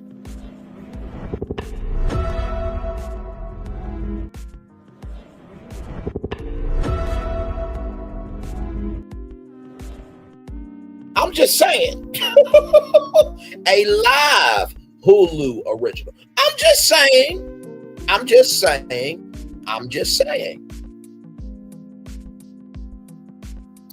Anyway, listen, you have not because you asked not, everybody. Speaking of Hulu initiatives, what was your report card on Hilarious so far? It doesn't feel like anything has necessarily broken through yet, or you think you're changing things up. We are in the early days, but I do think we have broken through. Bill Burr, which is the most recent one, has garnered a tremendous reaction, both in terms of people really enjoying it and watching a lot of it. We've had a really successful kickoff with Jim Gaffigan, and we also got some big ones coming up, like Sebastian Mastriano. And Hulu Unscripted, The Secret Lives of Mormon Wives did quite well, but it feels like it overshadowed the Kardashians a bit. Do you see the Kardashians going on forever there? What might be their long-term status? What might their long-term status be at Hulu? Kardashians continue to remain the center the Kardashians continue to remain at the center of the conversation day in and day out. They have been able to remain relevant and reinvent themselves at every turn, on and off camera. So I see them being in the family for a long time. I love working with them. They are as engaged and savvy and smart as anyone I've ever worked with. I think having Secret Lives is just a great compliment and demonstrates that we're a great home for those kinds of shows. I was just thrilled with the reaction Secret Lives has struck a nerve. People were just rapping us for it. So, from what it sounds like, ABC is open but respectfully cautious. Yes, indeed. So we're going to take a little commercial break, and we will be back with more Brainley's Virtual Tour Live right after this. We come back. We got Dr. Velma Trayham Sy'rai, Brandy's daughter, Onijah Robinson, and Anansa Sims. We have Dr. Velma Trayham, Sy'rai, Onijah. Oh, yes, almost got. How dare I? When we come back, we got the Braxtons. My Lord Jesus. We got the Braxtons. Dr. Velma Trayham, Sy'rai, Brandy's daughter, Onijah Robinson, and Anansa Sims. There we go. We'll be back right after this. Like, comment, share, subscribe. We'll be back right after this. Roll it.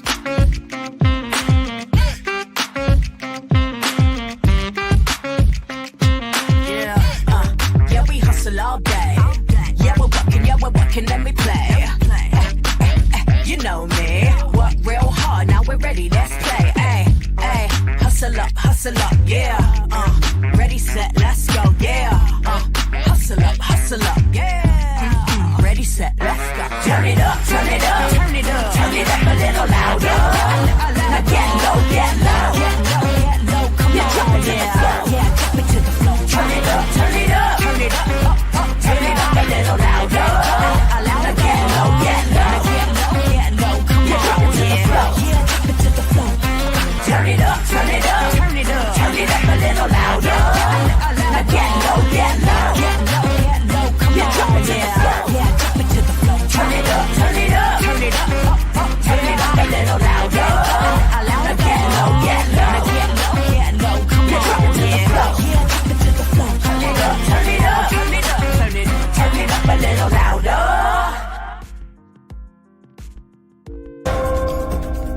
Welcome to Universal's Volcano Bay. A new wave of theme park. A new kind of paradise. Here, time doesn't fly. It simply floats by. And when it's your time to ride, you go right to the slide. Yep, paradise works in amazing ways. You're welcome. Volcano Bay. One of 3 amazing theme parks at Universal Orlando Resort. Where are the girls that like to have fun? Chicas. Where are the girls that like to have fun? Chicas. Where are the girls that like to have fun? Chicas. Where are the girls that like to have fun? Chicas. Where are the girls that like to have fun? I'm a fun girl, very fun girl, see a shot, take a shot, never run girl. I'm a fun girl, very fun girl, see a shot, take a shot, never run girl.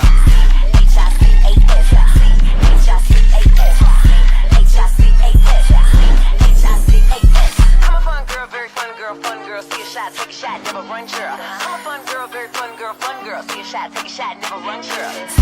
CHICAS,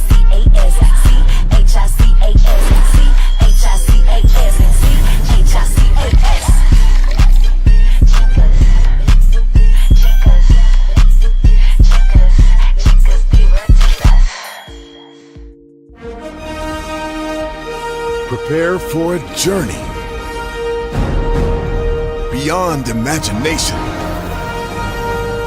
beyond belief, beyond anything you've experienced before. Universal Epic Universe, a new theme park where you'll step through extraordinary portals to 5 immersive worlds. Prepare for a cosmic voyage of discovery, an isle of fire-breathing excitement, a shadowy world of monsters and mystery, new wonders in the wizarding world, and a new way to play. Plus the splendor of a magnificent resort hotel overlooking the park. It's all new excitement at Universal Orlando Resort. A week's worth of vacation thrills with 4 amazing theme parks, a variety of spectacular themed hotels, and incredible dining and entertainment. It's all at Universal Orlando Resort, where you'll find new adventures every day. Explore the astonishing worlds of Universal Epic Universe at Universal Orlando Resort.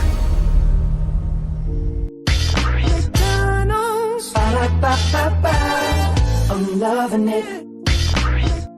Y'all right back. Welcome back into Brain Lee's virtual tour live. Glad to have all you here. We kicked off the show with our first destination, Ice Cube. So last Friday will be made and will be on big screens coming very soon. So excited about that. There was a HBCU Beach Day Well, it was supposed to be a HBCU Beach Day in Jacksonville, Florida, but to no avail. The police department does not want it to happen. So they're trying to figure out how to they're trying to scramble rather to figure out how that's going to happen. We just talked about Disney because both of their water parks, Typhoon Lagoon and Blizzard Beach, will be open at Walt Disney World Resort, my Lord Jesus. Then, of course, we just talked about Pepsi as well and how they're going through a branding identity crisis, rather. And we just got done talking about a little bit of the insight to ABC and where they are as a network and how they want to move forward. Like I said, the update that I'm the most excited about is right here. Talk has been a tougher nut for streamers to crack. Do you think Hulu might try again? I would never preclude anything, but it's always about the right time and right talent. Like I said, ABC, Hulu, this show right here, Brainley's Virtual Tour, is available to be a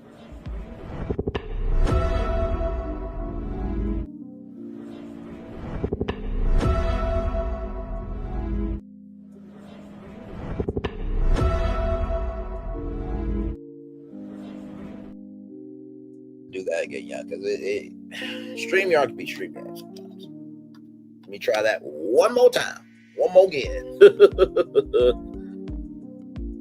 So like I said, this show right here could be a just saying. Because honestly, if Brainley's Virtual Tour came to Hulu as a Hulu original, the show really wouldn't change much. It'll be a way bigger audience. I can tell you that. But all we would do is just do probably 6 destinations, maybe 7. You know what I mean? Because we're going to try to keep it to a 2-hour show. But, 2 topics a guest, 2 topics a guest, 2 topics a guest. Then our last topic, bring people up, let them talk about the destinations, daily motivator, and then head out. I mean, it's a very cost-effective show. I got my laptop, I got StreamYard, I got Canva. All we got to do is just connect it to Hulu. I'm just saying. Anyway, speaking of television, right? Here's an update about the Braxtons. Let's talk about, as you all know, the Braxtons have been renewed for season 2, but courtesy of our good friend Anonymous T, the Braxtons are pausing filming because of Tamar and sisters infighting. Let's listen in.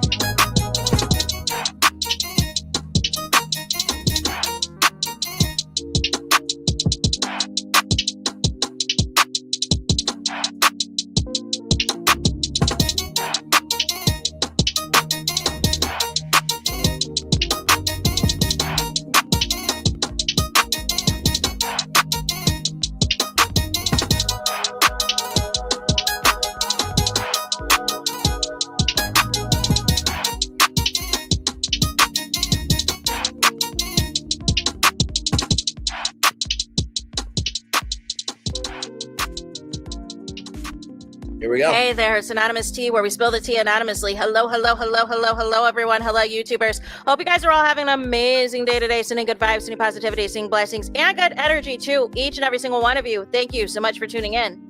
So today we're talking the Braxtons. Anything I say is alleged and in my very, very personal opinion. This is for entertainment purposes only. None of this is personal. The Copyright Act of 1976 is in the description box. Some meat and potatoes, some housekeeping items. It is free to follow me. Free to follow me on this channel, Anonymous T. Free to follow me on my other channel, Anonymous T Podcast. Free to follow me on the Tickety Talk at Anonymous T Podcast. Free to follow me on the Instagram. On the Instagram, he's at Anonymous Reality T. Free to share everywhere. Free to like the video so it gets out to the algorithm. Share with your family, your friends, and your foes. And coming or going, do not forget to hit the like button. So we need to talk the Braxtons, y'all, because there is lots of drama. As you know, the show is allegedly filming a 2nd season, but there are rumors that production has been paused. there are rumors that they have paused production. Now, this is coming from, the YouTuber Miss T. And she has referenced a few places. There is a Braxton Family Values, pretty popular Facebook group that has like 183,000 followers or something, that was alleging that just recently, like within the last week or so, Toni Braxton walked off set of filming for this current season. And that allegedly, a lot of the sisters have once again fallen out with Tamar Braxton. They're not happy with her at all. Toni Braxton walked off set of filming for this current season. Oh my. And that allegedly, a lot of the sisters have once again fallen out with Tamar Braxton. They're not happy with her at all. And the biggest issues is, Tamar and Tawanda are beefing, as you know. Allegedly, Tawanda's wedding, Tamar was nowhere to be found. As far as she was the only sister that was not there at the wedding, was not one of the bridesmaids like the other sisters were. However, there are rumors that Tamar may have crashed it at some point. We'll have to wait and see if that's the case. Also, there's alleged drama between Tamar and Trina Braxton because allegedly, the rumor is that Tamar is bringing Ashley Braxton on, her niece, this season. Yes. And as you know, Ashley Braxton went viral, y'all, for alleging that one of her uncles that was married to one of the Braxton sisters, that was featured on this show when it was Braxton Family Values, that there was some inappropriate text messages and all the things. And she wasn't believed, right? And so I think this is reignited because some of them on this show are all about, listen, I must say and do anything for my man. I don't care how trifling he is. If you say something bad about him, I'm going to take his side. It's a man over family every day. No. And to keep it a buck, all of them have bad taste in men. If we keep it a buck, they have all not had the best track record when it comes to the men that they have chose to be entangled to, married to, and the whole 9 yards, y'all. My sister's 40th birthday party has a dress code, and I got nothing. She said, you have to look nice. Just go to Men's Warehouse, they'll decide. So, nonetheless, that's kind of the gist, that allegedly production is tired of Tamar's antics. They're tired of all the infighting. They just want to produce a good show. Right. Now, some reality producers, like Carlos King, allegedly would thrive off of this, would thrive off of all of this drama and chaos and allow the cameras to continue rolling year round and pay them nothing, practically monopoly money, right? To be, doing all this foolishness and all this foolery. No.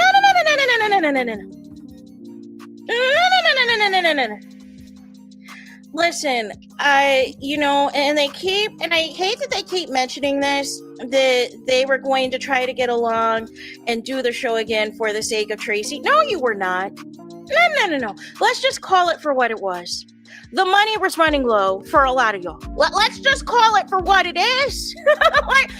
Don't bring your sister into it. Don't bring your sister, who is not here to defend herself, who is not here to confirm or deny those allegations, considering there was already drama surrounding the funeral situation.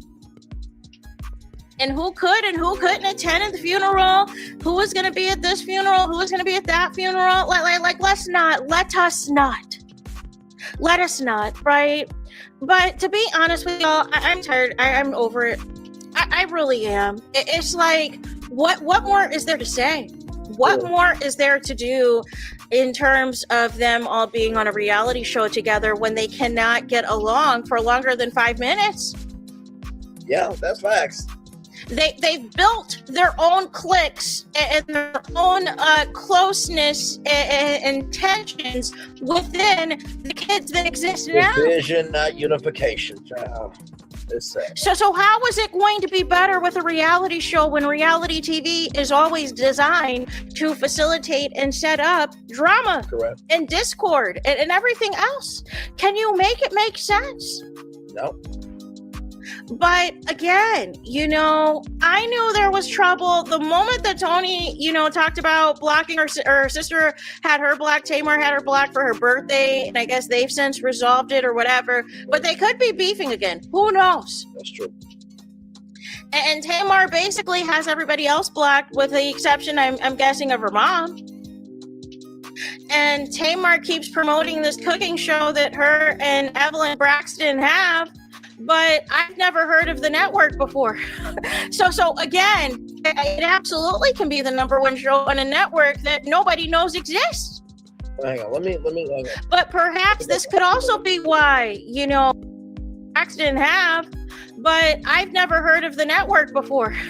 So again. Oh yes, I think that's gonna be Clio TV. Yeah, Clio TV's not really known that much. Actually, let me see here.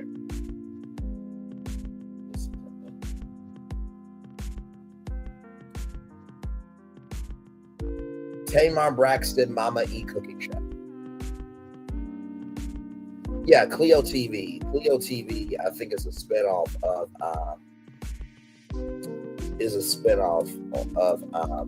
TV One, if I'm not mistaken. So it absolutely can be the #1 show on a network that nobody knows exists. But perhaps this could also be why, their filming is paused. If Tamar is doing some other stuff, do we know if these other networks, if that is a breach of her contract with WeTV? And then all of the antics, I'm thinking she's promoting the new season of the Braxtons, but it's the cooking show with her mom that she was on the Breakfast Club, that she was on the Sherry Shepherd show. No. But listen, all money isn't good money when it's all said and done. And if it's at the point where you're selling out your family just to have a check, you have to reevaluate. Right. And then if you're pulling all of these stunts on social media to garner attention for the show, by the time the show comes out, we are not going to care. Y'all see, I didn't review the last season. What if the lottery was on your phone? With real tickets, real winners, and really, really secure. It was already just a lot of mess for me with, Tracy's son on there and the drama surrounding that, the drama surrounding Tracy's, husband. Like it was just a lot. It was a lot. It was. Really, the Ayanna Van Zant Fix My Life episode was a lot. It was. These people do not want to fix themselves. They do not. These people do not want to get along. They're too jealous of each other. They're way too jealous of each other. They're way too insecure about each other. All of them thinks that they should have had the career that Tony Braxton should have had, and all this and that, and then it trickles down. And then since Tamar, was a breakout reality star, she just feels overly entitled to everything. Right. And refuses to read the room. Anytime something comes out, you want to reignite this beef with Candy Burris. Who cares? Nobody. No. Anytime you're dealing with a man, we got to hear all about it. From Colonel Sanders to the last scammer that you were with before him. Let us not. Can we move on? Can we be adults around here? Because it is too much. This too much. So there's that. That's all I got, y'all. What do y'all think in the comments? Do you guys believe that filming has paused for season 2 of the Braxtons due to all of the infighting amongst the sisters, and in particular, Tamar once again falling out with her sisters? Or do you think that this rumor is out here to drum up interest for the show so that you can watch all of the drama unfold? Reality TV used to be entertaining, you guys. Used to be fun shade. Now it is, how bottom of the barrel can we go? How far in the gutter can we go to hurt somebody? And that is not entertaining television to me. That is diabolical behavior. That is trash behavior as far as I'm concerned. That is mean girl behavior as far as I'm concerned. So there's that. That's all I got. Let me know your thoughts in the comments. Please do not forget to like, comment, and subscribe. Hit the notification bell so you're notified the moment I post new content on my channel. And with that being said, I'll talk to you guys again very soon. Very well done, Anonymous T. And listen, I think that there could be something sweet in the Kool-Aid here. We do know that the sisters have been bickering more than gathering. And I do hope that, things do work out. We did announce it for season 2 of the Braxtons. I reviewed it because I know that there are fans of Tracy. I'm a fan of Tracy as well. And so I believe that at least for the first season, it deserved to be told. But I also understand T's point of view as well. All right, y'all. More Brantley's Virtual Tour Live coming up right from the space right here, right now. Singer Brandy's 22-year-old daughter, Sy'rai, graduates college summa cum laude from blacknews.com here. Sy'rai Smith, the 22-year-old daughter of Grammy-winning singer Brandy, has officially graded at the top of her class with a Bachelor of Science in Entertainment Business. Congratulations to you. The Los Angeles native, who previously earned her associate degree from Los Angeles Film School in 2023, is now being celebrated by her famous family for this latest milestone in her academic journey. Brandy, affectionately known as the Vocal Bible, shared her heartfelt pride in Instagram post dedicated to her daughter's achievement. Sy'rai Smith, I'm so proud of you, my girl. Your journey has been amazing to watch. She wrote, your dedication and perseverance are forever inspiring. You did. I love you so much. All I can ask is for you to keep shining and dreaming as big as you can. Love, Mama. Right here, Essence reports Sy'rai responded to the touching tribute with gratitude, commenting, I love you, Mama. Thank you so much for blessing me every day, getting me through the school year. Her uncle, singer, entrepreneur Ray J also tried to join my niece. Love you so much on her own Instagram page. Sy'rai posted a radiant graduation photo wearing a pink cap and draping her matching gown over her shoulder. Brandy continued with the outpouring of love, commented again, I'm so proud of you and the woman you continue to become. You're the brightest light I've ever seen. I look forward to your next chapter in life. Congratulations, Sy'rai. #Sy'rai Class 2025. # you did it. In addition to her academic accomplishments, Sy'rai has begun carving out her place in the music world. In May 2023, she released her debut solo single, On My Own, and more recently teamed up with Krista Campbell, daughter of gospel star Erica Campbell, for a powerful rendition of her Mom's a Kind of Duet, The Boy Is Mine, November 2024. Born in 2002 to Brandy and music producer Robert Big Bird Smith, Sy'rai has blossomed into a talented, driven young woman. Her family support and her own dedication suggests a bright future ahead. Congratulations, Sy'rai. Absolutely, indeed. Congratulations. Beautiful. It's always good to see celebrity kids doing good and recognizing that just because they have the magnitude doesn't mean that they have to succumb to the magnitude. So I think that is absolutely awesome there. All right, y'all. More Brantley's Virtual Tour Live coming up right from this space right here, right now. This sister right here is doing some big things. Entrepreneur launches first Black-owned housing manufacturer that can produce up to 100 homes per day from blacknews.com. I know. After nearly 3 years in development, Dr. Velma Trayham has officially launched Home Access America, a new modular housing manufacturer that is the first Black-owned company in the United States capable of producing 100 homes per day. Home Access America is introducing 4 in-stock models offering sustainable, affordable homes starting at $45,000 for a 3-bedroom unit using its proprietary building system. 5 to 10 non-skilled workers can assemble a 1,500 square foot home in less than a week. Homes are built in days, not months, are engineered to be fireproof, hurricane resistant, waterproof, resistant to rot and mold, deliver both speed and long-term durability without sacrificing quality. Becoming a homeowner with a push of a button, says Dr. Trayham. Home Access America isn't just manufacturing homes. We're creating jobs and making housing truly affordable, with 3 bedrooms starting at just $45,000. We are proving that quality housing doesn't have to be out of reach. Visit homeaccessamerica.com to learn more about taking the first step forward to home ownership. Dr. Trayham is a visionary leader and one of the most sought-after voices in the nation. A Presidential Lifetime Achievement Award recipient, she has also been named one of the top 10 women to know in America and one of the most influential women of 2024 by AZ Big Me among other honors. Her track record of driving economic development, economic empowerment, and social change spans over a decade, focusing on creative opportunity and uplifting underserved communities across the country. Positioned at the intersection of real estate, green technology, economic development, Home Access America offers a proprietary modular system. The Home Access Building System designed to eliminate waste, cut construction timelines, and reduce labor costs. Unlike traditional malls, the system allows for home assembly by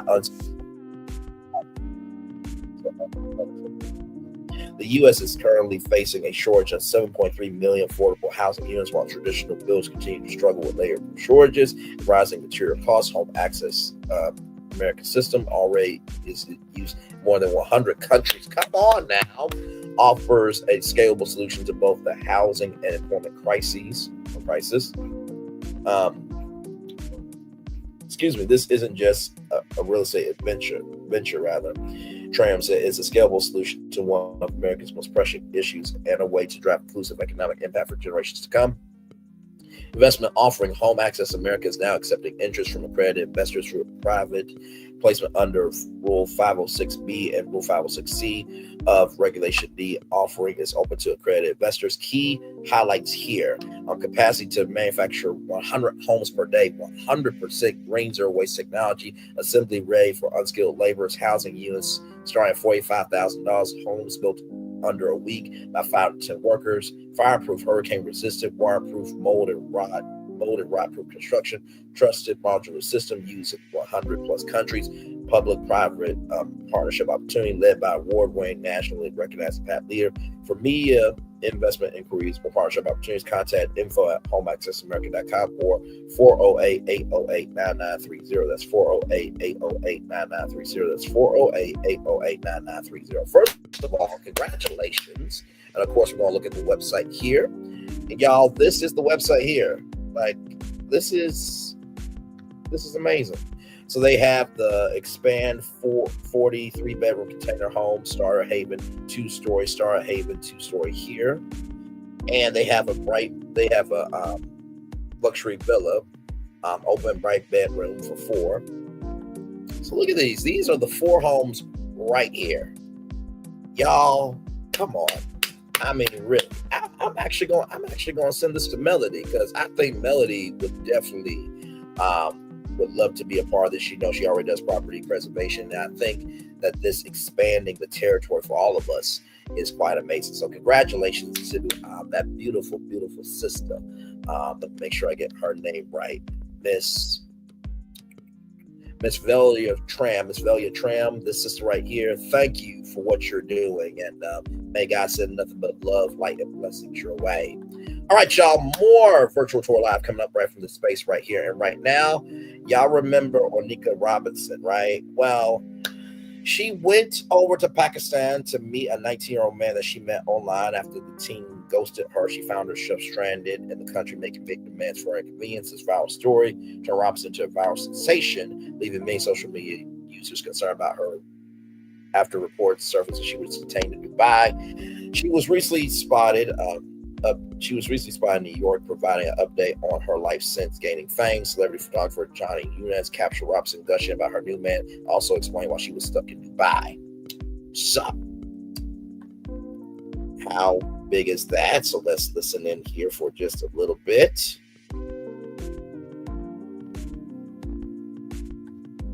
Come on now. Well, listen, I actually on a romantic date. We had we met through the internet, basically. Right. But is he in Pakistan? Yes, he is. No. So okay, so when do you plan on going back? We're gonna discuss that, but right now we all staying in New York soon. So that's real big. It's real big. So we have to meet him. Wait. So we gotta ask you, okay, really quickly. So you were asking for your money and your land. Shout out to everybody. Respect for the law, respect for the law, respect to the law, respect for the law, respect for the law, respect to the law. Wait, so really, really fast. Okay, wait. So there was a guy that you showed, and he was kind of. And this city will be. Shout out to everybody. Actually, on a romantic date. Did you end up going to jail? or was that not a thing? Like, did anyone say she went to jail? She stuck in jail? Well, listen, I didn't go to jail. I was just stuck in Dubai. It was a situation that happened in Dubai that I couldn't get over at the time, and that was it. How long were you there for? I was there for a month. Wow. After Pakistan. Yes, I was. That is so crazy. So then how did you end up getting out? Like, did you get in touch with like the embassy or? Actually, I'll keep all that private and tell you guys that later. Okay, so I want to ask this. Are you? Yes, I am. My husband, he lives in Pakistan. So she's married to her husband who lives in Pakistan. All righty then. And then finally, Matt Barnes opens up about losing family amid allegation, and Anansa Sims reacts. If you're going to talk publicly about our personal business, tell the whole story. Don't post half truths about me, our past relationship, to gain sympathy from the masses. I'm in the trenches doing the hard work to making sure all of our kids are okay. You made no effort to emotionally support all of our children through this traumatic transition you caused, but you are willing to be vulnerable for strangers on the ground for profit. Please keep my name out your mouth. Since I left, I said nothing about you, and you know there's so much more I could say about the man you truly were to me. If you don't have respect for yourself and me, at least have respect for our children who follow you and see your posts. Your post is triggering for kids and I while we're in the midst of healing and rebuilding our lives. We're the ones who reap all the damage. You guys, because of your constant selfish toxic choices, you didn't consider how our kids. You didn't consider our kids and your actions before. Please try to consider them now if you want to do some good. Please don't speak about me. Go get consistent therapy. And most importantly, start building a relationship with God. Peace and blessings. And then why I'm at 8 different women in January. She said, I once loved a man so much that I was fixing him while he was breaking me. Child. And then there was a list of like 8 women. Yeah. And she said that y'all can have them. Y'all, that's our show. That is our show. I want to thank everybody for being here. Let me see here. I just want to see if I can get the ladies up here. 8 women. Child, first of all, the fact that it was 8 women, 1 woman should have been enough. Don't stay where you're not appreciated. Go to where you are embraced, okay? So here are the oh, come on now. So here it is here. Masika from Love and Hip Hop apparently was one of the women. Autumn London. This is bad. This is really, really bad. Hang on, I'm trying. StreamYard, really? Why are you doing this to me? Come on. Do math.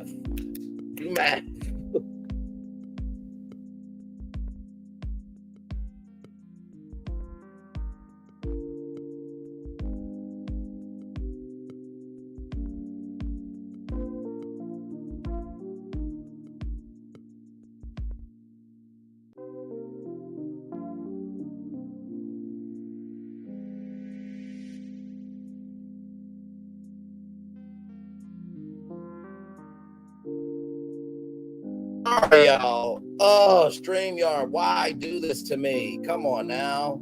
Okay, let me share my screen real quick. Child, just StreamYard. Here it is here. So you have Autumn London, allegedly her place, January 20th. She allegedly told me it's been going 6 years. It's Corin Silverberger from Face of Childhood Hunger. She allegedly told me it's been going 7 years. Ashley Ford, she allegedly currently does our car insurance. I am the prototype, allegedly pouring a message. Haley Camden, allegedly pouring a message. Sika, who was on Growing Up Hip Hop and Loving, who was on Growing Up Hip Hop on WeTV and Loving Hip Hop. Allegedly January 18th, 19th December trip. Allegedly back since summer 2024. Y'all can have it. Matt, you played yourself. I need to find somebody who loves you for you. One love, much love, all love. I will see you guys back here tonight at 6 p.m. for Married to Medicine. Bye, everybody.